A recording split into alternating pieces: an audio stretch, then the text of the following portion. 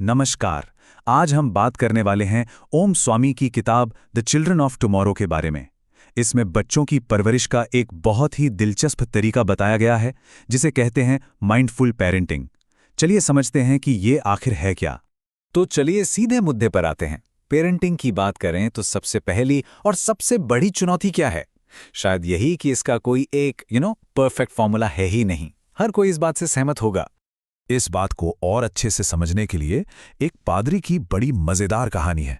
देखिए, जब तक उनके खुद के बच्चे नहीं थे, पेरेंटिंग को लेकर उनके बड़े पक्के नियम थे, ऊंचे ऊंचे आदर्श थे।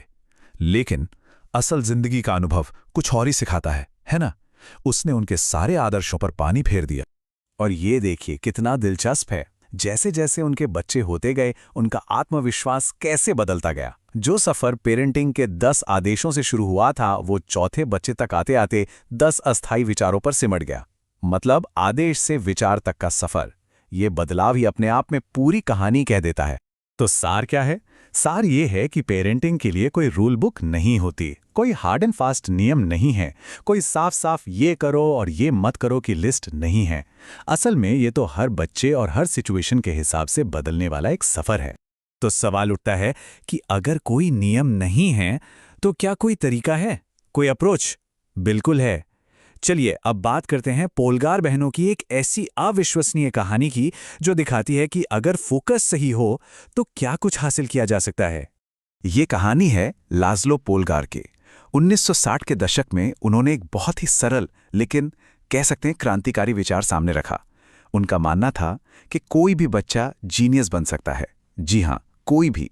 उन्होंने अपनी पूरी जिंदगी इसी एक बात को साबित करने में लगा दी कि जीनियस पैदा नहीं होते, उन्हें सही परवरिश से बनाया जाता है। और उनके एक्सपेरिमेंट का नतीजा बस चौंकाने वाला था। उनकी तीनों बेटियों ने शतरंज की दुनिया में तहलका मचा दिया। एक ऐसा खेल जिसे पूरी तरह से पुरुषों का गढ़ माना जाता था, वहां इन बहनों ने एक के बाद एक सारे रिकॉर्ड तोड़ दिए। सुजैन, सोफिया और जूडिथ, इनकी सफलता वाकई हैरान कर देने वाली थी। तो लाज़लो ने ये किया कैसे? उन्होंने सुकरात से लेकर आइंस्टीन तक करीब 400 जीनियस लोगों की जिंदगी को स्टडी किया और उससे उन्होंने एक ब्लूप्रिंट तैयार किया। उनके हिसाब से शिक्षा 3 साल से पहले शुरू होनी चाहिए और 6 साल के आसपास किसी एक चीज में स्पेशलाइजेशन। सबसे जरूरी बात, सीखने का तरीका मजेदार हो, खेल खेल में हो। उनका फॉर्मूला था मेहनत, किस्मत, प्यार और आजादी। तो ये तो थी एक कमाल की प्रेरणादायक कहानी। अब इससे आगे बढ़ते हैं और एक प्रैक्टिकल फ्रेमवर्क को समझते हैं। एक ऐसा फ्रेमवर्क जिसकी प्रेरणा दुनिया के सबसे खुशहाल देशों में से एक डेनमार्क से मिलती है। ये प्रेरणा है एक डैनिश कॉन्सेप्ट से, जिसे कहते हैं हुगा। हुगा का मतलब क्या है? इसका मतलब है एक आरामदायक, अपनेपन और सुरक्षा वाली फीलिंग। एक ऐसा माहौल बनाना जहां सब साथ में गर्मजोशी महसूस करें, जैसे मोमबत्ती की रोशनी में बैठकर हॉट चॉकलेट पीना। यही फीलिंग एक पॉजिटिव घर की नींव होती है। और इसी हुगा वाले आइडिया को एक प्रैक्टिकल शक्ल देता है ये पेरेंट फ्रेमवर्क।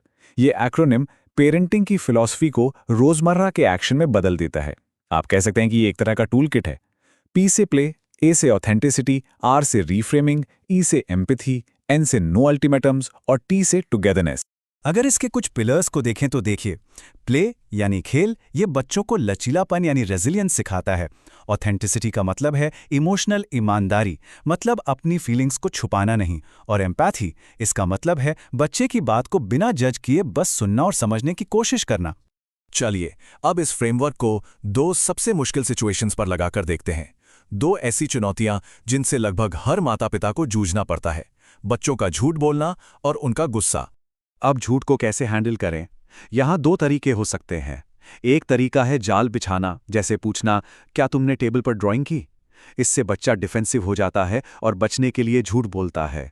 दूसरा तरीका है एक सेफ स्पेस बनाना। ये कहना, अगर तुम सच बताओगे तो मुझे बहुत खुशी होगी। देखिए, एक अप्रोच बेहतर झूठ बोलना सिखाती है और दूसरी ईमानदारी को बढ़ावा देती है। फर्क साफ है। इसी से जुड़ी महात्मा गांधी के पोते अरुण गांधी की एक बहुत ही पावरफुल कहानी है। एक बार जब अरुण ने झूठ बोला तो गांधी जी ने उन्हें सजा नहीं दी, बल्कि वो अपनी पेरेंटिंग की नाकामी पर सोचने के लिए बारिश में 18 मील पैदल चले। जानते हैं नतीजा क्या हुआ? अरुण ने उनसे फिर कभी झूठ नहीं बोला। ये जो बिना शर्मिंदा किए सिखाने का तरीका है ना, इसका असर किसी भी सजा से कहीं ज्यादा गहरा होता है। जब बच्चे को शारीरिक सजा दी जाती है तो उसके दिमाग में एक बहुत बड़ा कंफ्यूजन पैदा होता है। सोचिए, एक तरफ उसका दिमाग उसे उस इंसान से दूर भागने को कहता है जो उसे दर्द दे रहा है, और दूसरी तरफ वही दिमाग उसे सुरक्षा के लिए उसी इंसान की तरफ खींचता है। ये एक बहुत ही उलझा हुआ और नुकसानदेह बायोलॉजिकल पैराडॉक्स है। और इसके लॉन्ग टर्म इफेक्ट्स बहुत खराब होते हैं। इससे बच्चे को बहुत ज्यादा अपमान महसूस होता है, शर्म और कंफ्यूजन होता है, उसका सेल्फ एस्टीम खत्म हो जाता है, और आगे चलकर यही चीज विद्रोह का कारण बन सकती है।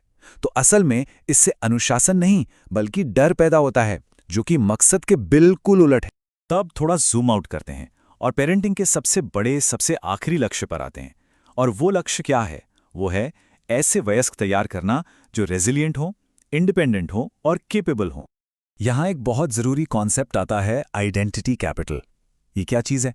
ये असल में हमारी पर्सनल एसेट्स का कलेक्शन है। मतलब हमारी डिग्री, हमारी जॉब्स, हमारी स्किल्स, हमारे अनुभव, वो सब कुछ जो हम समय के साथ इकट्ठा करते हैं और जो हमें अडल्ट लाइफ की मुश्किलों से निकलने में मदद करता है। तो यहां पर दो रास्ते हैं। एक तरफ है बहुत सारा क्राइसिस लेकिन कैपिटल कुछ नहीं।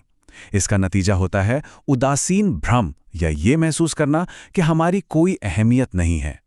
दूसरी तरफ है ऐसे अनुभव हासिल करना जो हमारा कैपिटल बनाए। और इससे क्या होता है? इससे एक मजबूत पहचान बनती है, जिंदगी में संतोष आता है और मुश्किलों से लड़ने की हिम्मत मिलती है।